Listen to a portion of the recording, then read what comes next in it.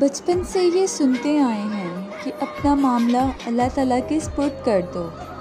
کئی دفعہ کیا، لیکن اطمینان، سکون اور چین پھر بھی نہیں ملتا۔ حیرت بھی ہوتی تھی کہ جب اللہ کے سپرد معاملہ کر دیا، پھر پریشانی کیوں؟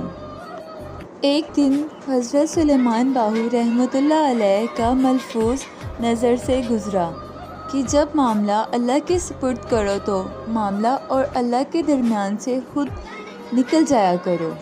ایسا لگا کہ گویا آنکھوں اور دل پر سے پردہ ہٹ گیا۔ میں معاملہ تو سپرد کرتا تھا، لیکن خود بیچ میں ہی رہتا تھا۔ یہ ہو جائے گا، وہ ہو جائے گا، ویسا نہ ہو جائے۔